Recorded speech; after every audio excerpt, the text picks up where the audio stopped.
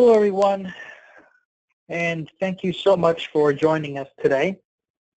We can get started.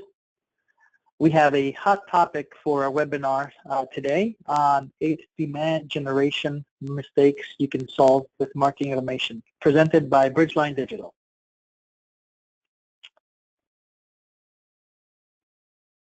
First off, allow me to introduce myself. My name is Alex Combos. I'm the SVP of Marketing and Growth here at Bridgeline. I'll be your host for today, alongside with Amanda Nader, our VP of Client Success here at Bridgeline. Thanks, Alex. I'm excited to have the opportunity to discuss this very hot topic. I'd just like to remind everyone, if you have questions throughout the presentation, please enter them into the question box and we'll address them at the very end. With that said, we can go ahead and take it away. Great. So here's a look at the topics that we'll be covering today. We'll dive into the 8 mistakes one by one and give specific examples of how companies have been successful in avoiding these or correcting their strategy. Most of these methodologies apply to both B2C and B2B. Lastly, we'll leave you with some key takeaways before we finish up with Q&A. Okay, so let's kick it off with our first mistake for demand generation, which is allowing bias to cloud your judgment and path. So regardless of your experience in demand gen, we all have pre-existing biases that we carry with us from one job to another. For the seasoned marketer, it could be a long history of successes and failures that have shaped your decision-making process. For the newbie or the newer guys, your biases could come from how you perceive marketing and how it should be done based on how you've interacted with it in the past. In other words, you're only considering marketing techniques that have worked on you and those in your immediate circle. When it comes to specific marketing tactics, biases can be very costly if you don't keep them in check. The way to keep those biases in check is really by relying on data. And it's a perfect opportunity to take a look at an example. Amanda, would you like to walk us through this one? Yeah, definitely. So let's just assume that we're trying to determine where to allocate additional marketing dollars, and we're deciding between paid search and social media. Let's also assume that we have a bias that social media is better. So if we look at one data point, in this case, the number of clicks, we'll see that social media provides 58% more clicks than paid search. We may then assume that we should proportionally allocate more dollars to social media because we will in turn get more clicks. This is where incomplete data can get a little dangerous because what we've done is essentially confirm our bias, which is the tendency to interpret evidence as confirmation of existing theories. So we're just looking at clicks here. Is that really the more relevant metric? Clicks, views, and other vanity metrics can be misleading. So ask certain questions when interpreting data, such as, does this data tell the whole story? Are you being objective? Are you comparing similar time periods, messaging, etc.? Are you interpreting the data in a way that confirms your bias? Let's also assume that messaging, creative timeframes, etc. are all similar. So when you pull in bottom of the funnel metrics, the story changes dramatically. What really ends up mattering is the number of opportunities. So in this example, it's really clear which initiative is driving the most value. So basically, recognize that bias exists and rely on data to eliminate it. You have to ask yourself, does the data tell the whole story? When there isn't any data, you have to be able to test it. And once you go through those tests and look at the data, you'll start seeing pretty amazing results. So moving on to the second mistake, which is the lack of segmenting audiences. When you think about your database, you probably have hundreds or thousands, or in some cases hundreds of thousands of people, all which have different wants and needs. I think we can all agree that a single message will most likely not resonate with anyone. So take some time to think about your audience. And you have to ask yourself, who are they? What are their goals? What do they care about? What are their pain points? how can you possibly fulfill all of those variations at scale? And in some cases, it might seem like a daunting task. And that's where segmentation really comes in. Segmentation is essentially taking a broad list of people and grouping them by similar attributes. And when you think about segmentation, the purpose is to divide your broad audience into subsets that have similar traits or objectives. You will then be able to leverage that data to target and communicate with them in a more accurate way, more importantly at scale. Now, the most obvious application of this is through email, and I assume that many of you are already doing this. But there are still a great deal of companies that struggle with segmentation for their email programs. And for those companies, the question to ask is the exercise of segmenting your database. Is it worth the trouble? Well, Alex, the short answer is yes, because 39% of email revenue is generated through targeted emails sent to specific segments. Also, segmented email campaigns produce 30% more opens than undifferentiated messages. 77% of email ROI comes from segmented, targeted, and triggered campaigns, and 84% of marketers who use segmentation rate their email ROI as good or excellent. So as Alex mentioned before, there's many marketers who are already segmenting their databases for email campaigns, but it's also true that the majority of marketers say that they have a need to improve email database segmentation. So audience segmentation is really comprised of three components. One is demographic, which is information related to a person. Then we have firmographic, which is information related to that person's company. And then we have behavioral, which includes all trackable behavior that person has done. Many companies combine firmographic information with demographic information, which we've done here. The concept is to get to the bottom of who they are and how they behave. So let's start with who they are, or the demographic attributes, which would include things like gender, age, geography, income, etc. And then we'll go to how they behave, or the firmographic data, such as engagement, activity, stage, etc. Once you have this information, you'll be able to leverage it to build out specific segments with common attributes that will help you get the right message to the right person at the right time. But you're probably asking yourself, how you collect this information to use in your segments. Well, on the demographic side, there are various different ways you can collect the data you need. Some examples include capture forms, which is simply a form that allows you to capture basic contact information. Typically, this is in return for a piece of collateral or a specific offer. Then you have progressive profiling. And when you recognize repeat web visitors, you ask for new information each time they fill out a form. And with each completed form, you progressively add it to their profiles. Then we have Preference Center. And once customers have subscribed to your email marketing, you can invite them to your email Preference Center, where they can customize their profiles and help you help them. And lastly, we have data augmentation services. And there are many vendors specializing in either business data or consumer data that can help you essentially clean and augment your data. So it should come as no surprise that behavioral data can be highly predictive of future decision-making patterns and road to purchase activity. A person's browsing and activity and search activity is related directly to his or her intent. Their social sharing activity can indicate future purchase possibilities. And emails opened, links clicked, and content consumed all indicate interest. So how do you access this behavioral information? Amanda, you want to explain a little bit more?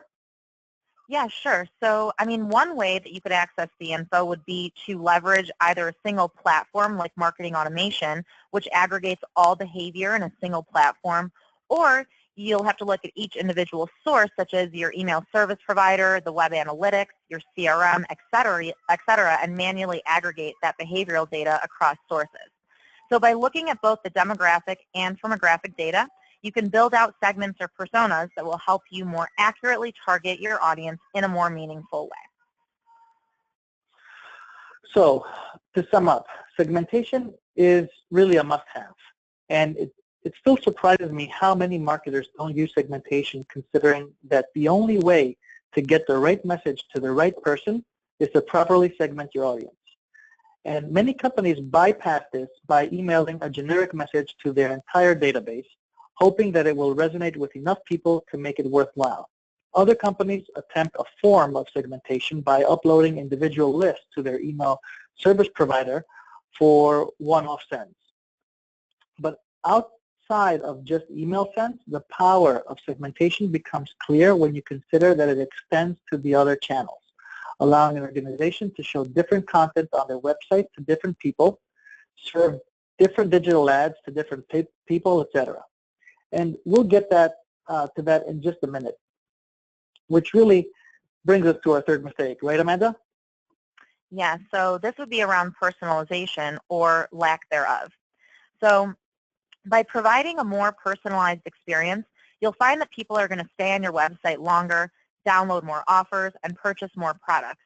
Using demographic and behavioral data to customize web and mobile experiences, marketers can actually drive up to a 30% increase on conversion rates. Personalization isn't something new by any stretch. You've probably experienced it through YouTube when they suggest videos based on your viewing history, or through Amazon when you see suggested products based on your interest and buying history. But are you leveraging this for your business is the real question. Well, in email, chances are yes, as discussed in the last section about segmentation.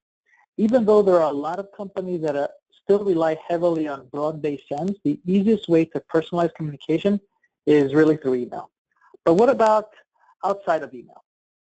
When looking at website personalization, we see an average conversion rate of 33% and a 20% increase in qualified lead generation.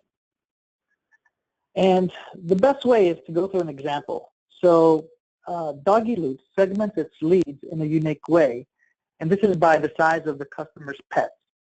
Segmenting by business size allows you to send targeted emails that are relevant to prospective customers' business. And in this case, there's no use in offering a 10-pound bone to a 5-pound dog. And likewise, a small business customer doesn't need an enterprise-level software. And the way to do this is through dynamic content. Amanda, why don't you tell us a little bit about dynamic content? Yeah, definitely. So dynamic content is the ability to create an individual piece of content or collateral, like, for example, a landing page, and create variants of that page to appeal to your different segments. The great thing about this is that you only have to create one single landing page and switch out the image or the offer or some other minor detail for each segment. So the dynamic content is contingent upon the personas or segments that you deem important enough to create. So here's an example of a business-to-business use case. HortonWorks.com has a high volume of website visitors with hundreds of content assets under the resources section. They leverage web personalization to target specific industries such as healthcare. And as you can see, they are able to dramatically increase their engagements using personalization. So they actually saw an average visit duration rise of about 313%, and an average visitation of pages increased by 163%, which is huge. All of this is actually achieved through changing content and messaging based on their different user segments. So in summary, when it comes to personalization, just take it beyond email. Personalized experiences yield higher conversions and a better experience. It also allows you to optimize ad spend, increase the quality of prospects, and acquire customers much faster. Lastly, it allows you to match content and messages to the stage of the buyer's journey, which is very, very important. And this brings us to our fourth mistake, which is really neglecting nurture campaigns. Many companies leverage nurture, but there are still many out there that don't use it to its fullest capacity. So why do we need to use nurture is the question. Well, Alex, part of engaging your prospect or buyer is to communicate with them on their terms, which means being relevant to their needs. So you want to make sure that each step of your nurture process is adding value to them and not simply a sales pitch. So when something like this is poorly done, your emails may not explicitly say, hey, are you ready to subscribe? But they may feel that way to your end user. So this is not valuable to your subscribers, and from their perspective, they really don't care. And this is more like what you want your email programs to look like. Try subject lines, phrases, and approaches like, here's a cool video. Check out this article. See our latest offering. Here's a 10% discount. I won't go through the list, but you can see these type of emails are attempting to really add value to the person viewing them, and they're not that salesy. That's very important. Now, moving forward, this is an example of how you can conceptually set up your nurture program to run. The reason you want to do this is to be as relevant as possible. And the more granular you get, the better your message will be, and the more it will resonate. Thus, it will convert better. If you can't see all the details on the slide, don't worry. This presentation will be shared, and you'll be able to download it and see it in much more detail. So if you want to get more sophisticated, you can look into expanding into multi-channel nurture. And we recently tested a topic of interest stream as part of our multi-channel nurture test. So anyone who had previously downloaded a social asset fell into this stream. And we sent 5 emails with different social assets and served them the same assets on Facebook and on Twitter while these emails were being served. And then we created custom audiences in both the social media channels to serve ads to these audiences. Now, the click-through rates on this stream was 20% higher than the click-throughs of most of the other nurture streams. And in addition, the click-throughs on social was about 30 to 35% higher than other campaigns. This was very successful for us. And an ideal situation is to nurture based on your buyer's behavior. And based on these inputs, you can send relevant information at the right time. We built a process in place for leads that would abandon the request a demo page. It's a form. And we built a campaign that listens to that behavior as a trigger and then sends a marketing email to alert our sales reps. So for folks that abandon this request a demo form, we send them an email talking about what they missed out and include a video on demand. A perfect example is this webinar over here. So this example flow on this slide demonstrates how you can listen for inactivity. Using the trigger, we'll watch for email addresses that have been inactive for over a year. Then we'll further filter for customers or prospects with a favorable lead status and a valid email. We can then qualify them for reactivation campaigns and target them with content that they're actually interested in. If you're using a marketing automation solution like Bridgeline's Unbound Marketing, you can set up triggers that automatically listen for inactivity windows and send reactivation emails. This process allows you to easily and proactively address your sleepy subscribers without having to constantly worry about new campaigns. This is actually just one of very many use cases that you can automate. So let's summarize our learnings from neglecting nurture. Don't underestimate the value of it. Make sure that your nurture adds value and definitely cannot be salesy. Start with email and then start expanding to other channels. And triggered emails are really a great way to start augmenting nurture campaigns. And this brings us to our next topic, which is inaccurate data deriving from the lack of attribution. And I'll explain more. So as a demand generation marketer, you most likely agree that attribution analysis is extremely important. Proper attribution can help you remove bias, as we discussed earlier, but it should also be the primary driver of determining a program's success. You should be able to associate revenue generated with the marketing programs that contributed to that revenue. And all this conceptually sounds easy, but it's usually difficult to run accurate full attribution analysis of your programs without the proper tools. In actuality, only 32% of marketers pursue a data-first strategy.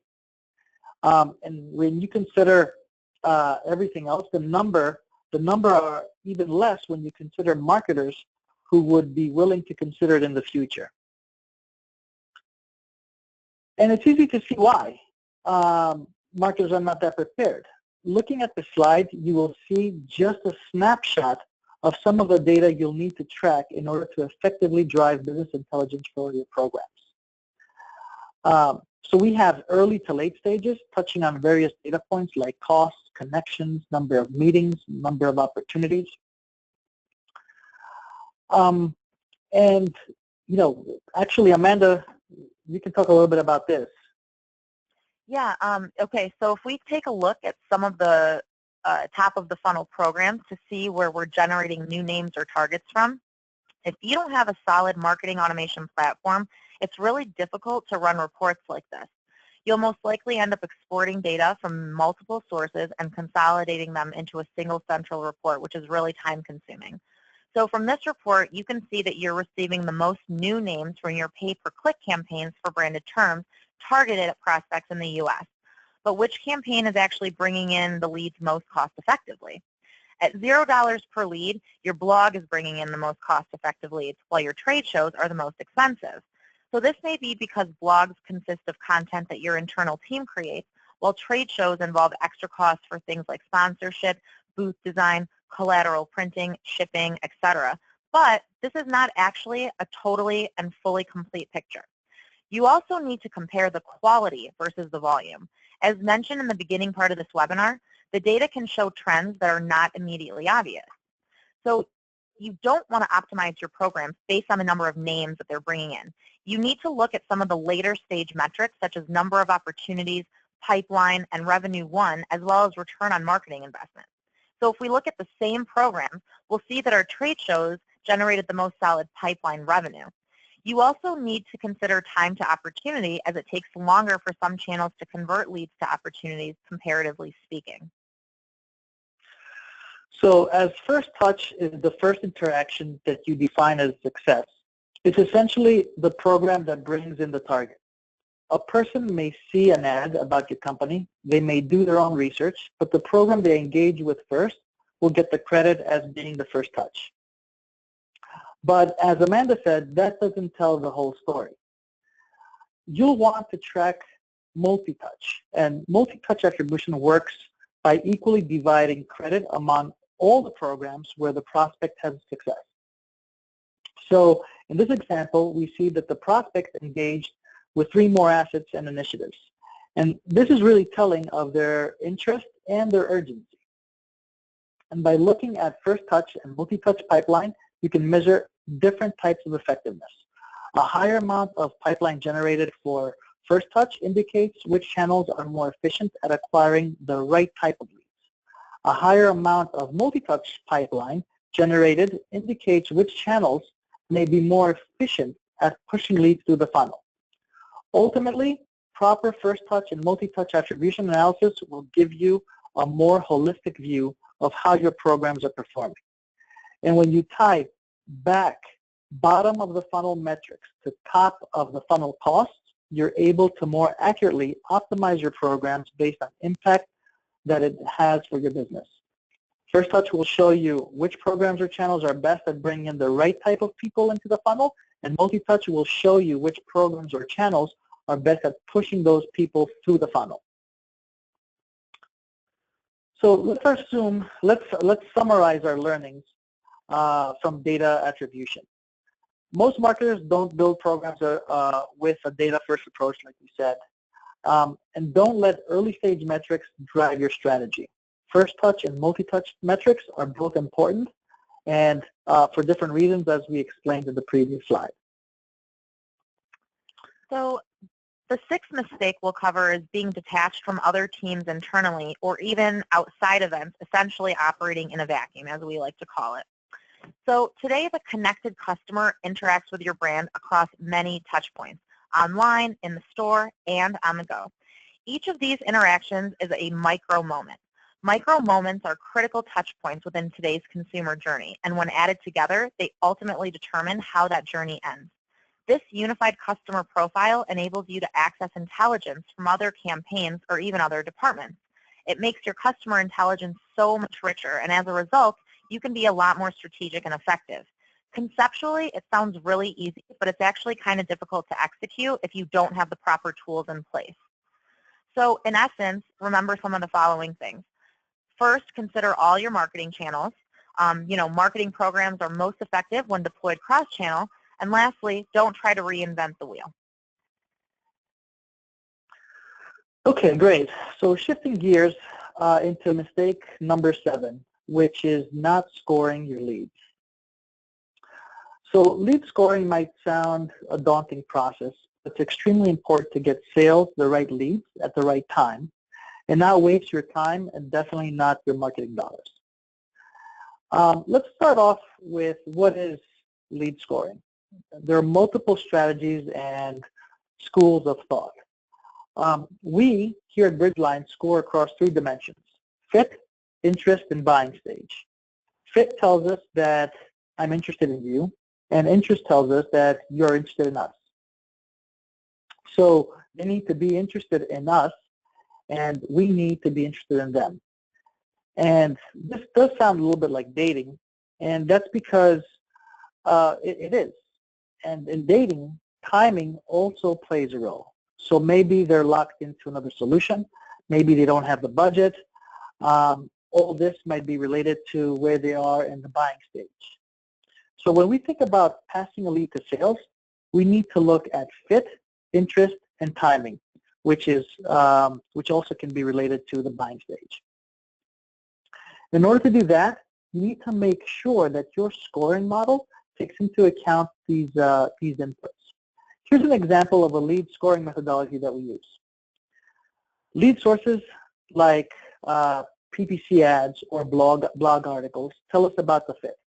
Based on their reaction to our outreach, we can assess their interest. And with each interaction, we assign points, which ultimately results to their lead score. And remember that here we can set a specific lead score as a sales-ready lead. And once that score reaches that tipping point, it can then be forwarded to the sales team. So let's sum up lead scoring. A significant portion of leads is due to no decision. And scoring leads is important so that companies can qualify business opportunities before investing precious time and resources in the sales process. As we all know, these kind of numbers represent a significant expense for all companies, and sales and marketing leaders are eager to weed out deals that won't close so they can really deploy resources elsewhere. Our 8th mistake is misalignment between marketing and sales. So let's start with what sales and marketing alignment means. It's the process of getting these 2 departments to effectively work together towards a common goal. The benefits of having sales and marketing alignment are pretty obvious, and companies that have aligned sales and marketing teams achieve up to 19% faster growth and 15% higher profitability. Other benefits of sales and marketing alignment include higher revenue, shorter sales cycle, better conversion rates, and increased forecast accuracy. You can't make these decisions in isolation. Several teams need to come together and define certain terms like marketing, sales, sales development, inside sales, marketing and sales ops, marketing qualified leads or MQLs, sales qualified leads or SQLs, and of course opportunities. So when you define the revenue funnel, it's hugely important to make sure that your sales and marketing teams are on the same page with regard to different stages of the cycle and what moves the prospect from one stage to the next, and then what follow-up is needed to happen at needs to happen at each stage. You should also set common goals. Sales and marketing leaders need to work together to define the goals. So how many new targets or MQLs, SQLs, opportunities, etc. need to be generated for the month, quarter, or year. So really you need to plan together, utilize lead scoring, and communicate often. So to further illustrate this point, in a study where 500 companies were surveyed, they found that companies that had a shared sales and marketing process experienced an additional 31% uptick in MQL acceptance and a 63% improvement in marketing's contribution to total revenue. These are big numbers. They had a huge impact. So, in summary, better alignment with sales yields better results for the company. Get sales involved in the process and spend time with them, and actively engage and solicit feedback. So for this next segment, we're done with the 8 mistakes, but we wanted to explain what we have found to be important in marketing tech as it um, involves the subject that we talked about today. And there are three key things. First is completeness. Marketers have fallen into the trap of patching together multiple technologies to address weak points in the customer journey. The result is really stitching different technologies together, and these all manifest as a bug in the customer experience. In actuality, this can do more to encourage than prevent abandonment. This is called SaaS sprawl, and it's famously a nightmare to manage with all the multiple logins, APIs, licenses. We've all experienced it one way or another. Another huge challenge facing marketers is having the ability to capture behavioral data across multiple devices. By having your automation technologies integrated with customer intelligence, this can be made possible. The most efficient way to do this is to have everything in one platform. And finally, the most common reason visitors don't stick around fall into two categories, pricing and timing. And the trick is to reach them before that engagement tails off. If your technology is limited to, say, one API call every 24 hours, you will have missed that opportunity. And timing is half the challenge. You need the ability to reach customers in real time. So there's a lot of platforms out there that can do what Alex is talking about. At Bridgeline, we believe having a smart channel coverage for your revenue recovery campaigns means having real-time intelligence-driven marketing automation integrated into your commerce platform. So a lot of our customers have experienced a tremendous amount of success at leveraging our tools in the following way. So they follow the cadence of attract, engage, nurture, convert, and analyze. So they attract their users with robust campaign generation and SEO. They engage their visitors with personalized content for anonymous and known users. Then they nurture them with marketing automation, and then they drive the conversions through relevant offers and messaging. And then it's just as important for them to analyze and look at the data and evaluate the insights to understand what's working and what isn't working. All of this translates into a single unified system to build fully personalized experiences. Great. So zooming back out to summarize the 8 mistakes. We're close to the end of our webinar, so let's just summarize these mistakes. Number 1 is eliminating pre-existing biases, not segmenting your database, not using personalization, neglecting nurture, not taking advantage of attribution analysis, operating in a vacuum, not leveraging a lead scoring system, and not being aligned with the sales team. So we really appreciate the time that you've spent with us today. If you have questions or want a copy of the presentation, you can email us at marketing@bridgeline.com or contact Alex or myself directly. Our contact information is listed on this slide.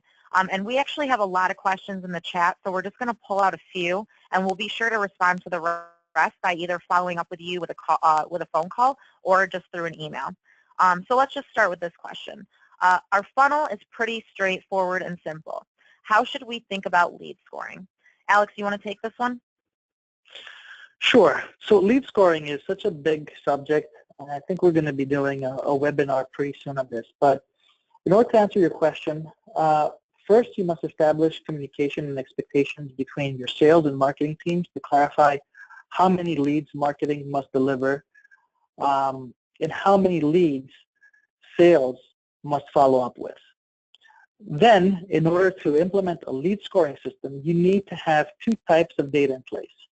Demographic information captured by conversion forms and lead intelligence, or behavioral data based on how a lead interacts with your website. Now, if you're collecting the wrong information from your lead gen forms or failing to track how leads interact with your site using analytics and lead management platform, then you won't have the right data to start lead scoring. That's the best way to get started. Okay, yeah, that's totally accurate. And as Alex said, it's a hot topic, so we'll be having some follow-up campaigns about this. Next question, I actually really like this question because I hear this a lot on a lot of our calls with prospects. How can we use multi-touch attribution in our CRM? Alex, do you want to take this one too? Sure. Okay, so how can we use multi-touch attribution? The biggest problem with CRM-generated reports is that they typically offer a single field to capture the lead source, right, called lead source. Using a single lead source used to make sense back when buying was a simpler and more streamlined process. Capturing the lead source campaign, or like we said before, the first touch, made sense because it immediately after that it would be assigned to a sales rep and it would be followed up. However, today there are typically many touches before a lead is ready, even more importantly, willing to speak to a sales rep or to buy. And you need to be careful how these are attributed. As the number of touch points increase, the practice of crediting one source campaign with 100% of the revenue for a given deal, if not done properly, can actually become misleading. So the answer with multi-touch revenue attribution is by looking at the full customer journey. And this can be found in your marketing automation platform. The revenue can be credited across all of the campaigns instead of only the first campaign, which say could be a pay-per-click ad that is reported in Salesforce, for example. Although the pay-per-click campaign was responsible for generating that new name, it doesn't mean that it was solely responsible for the win. That can't be found in the CRM. This would be actually in your marketing automation. You'd be able to view the customer journey. In addition, you can start scoring each touch point and you can check the lead score. I hope this kind of covers the question. Let me see, one more question. I think we have time for one more. How about this one? How can we segment correctly when developing a lead nurture campaign? Amanda, I think this is more appropriate for you to answer. You want to take this?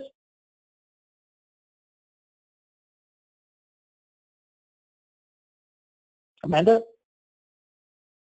Yep, can you hear me? Yep, I can hear you now. Okay.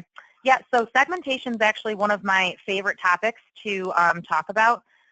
It's actually, I think, like where the rubber meets the road on driving higher conversions in general and really establishing those personas. So I could talk about this for a long time, but I'll start really high level and try to explain this quickly since we are a little over on time. So essentially, there's two primary kinds of segmentation. The first one we call explicit segmentation. And these are characteristics of a lead or a customer which are given clearly to you or your business through a conversation, a lead generation, or some level of purchase behavior. So the customer has explicitly told you in some way, which segment they fall into. Examples of this might include people who bought something in the past 6 months, or leads who've selected business to business as their industry type if you ask that question in a landing page, or customers who live in Arizona or some other geography. You explicitly know something about them and how to segment them. And then we have implied segmentation. So these are characteristics of a lead or customer which are implied more through some of their actions or demographics or engagements. So implied segmentation would be something more along the lines of someone downloading a guide to landing pages, so you think that they're likely to be interested in that subject, or someone who viewed your pricing page in the last 2 days, so they're interested in buying something. So I think that's a good high-level foundation on which to build, is just identifying the two types of segmentation, but you obviously will get a lot more granular and fine-tune additional details thereafter, dividing people into what you know and what you think you know. Hopefully that all makes sense. Okay, great. So there are one or two more questions here, but I think we're out of time. And we will definitely get to them via email shortly after this webinar. So what's the moral of the story here? Marketers need to move beyond the campaign performance reporting constraints of the CRM and beyond low-end marketing automation solutions. And in a world where multiple marketing touches is the norm, relying on first touch reporting will lead to bad decisions and will limit the success of marketers looking to thrive. Hopefully, you got answers for some of the mistakes that you might have been engaging with or have seen other companies do. And you could learn a lot more on how we do it here with our platform. We greatly appreciate the time that you spent with us today. If you have any questions or want a copy of this presentation, please email us or contact Amanda or myself directly. Thank you very much, everybody. Thank you. Bye-bye.